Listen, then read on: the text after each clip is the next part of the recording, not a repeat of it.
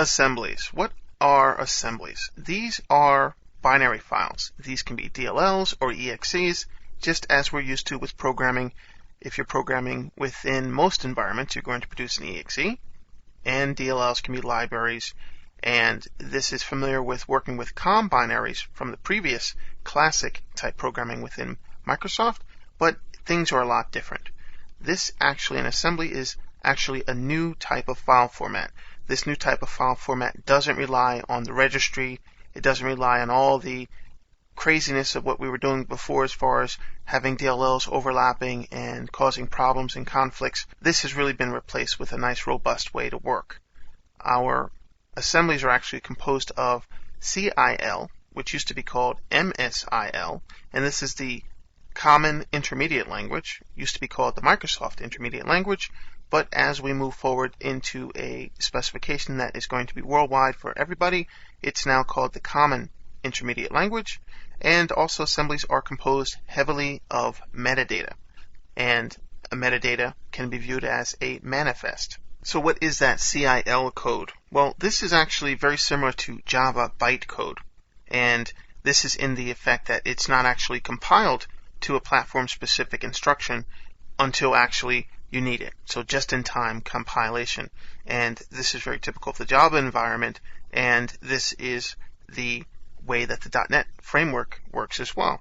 And again, that common language runtime helps us out there with that just-in-time compilation. Now, this manifest that I'm talking about here and the metadata, this is really improved over what we were doing before with programming, particularly COM and that classic environment.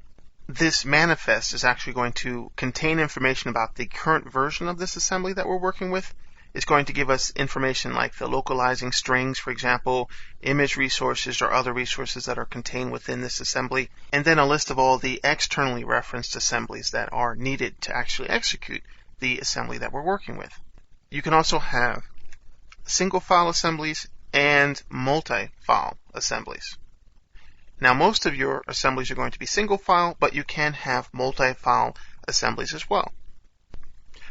By working with multi-file assemblies, this is a very big application, you're going to be able to have multiple modules. You're going to be writing very modular code, and this can help within the development environment quite a lot. So think of that, a single file assembly is just going to put everything within one assembly, but multi-file assemblies are going to allow everyone to work very, very efficiently because they're able to work on different assemblies, and you can replace them as you need to with ease. So in terms of what we're going to be doing here and within the training, we're going to get a lot more into assemblies, of course.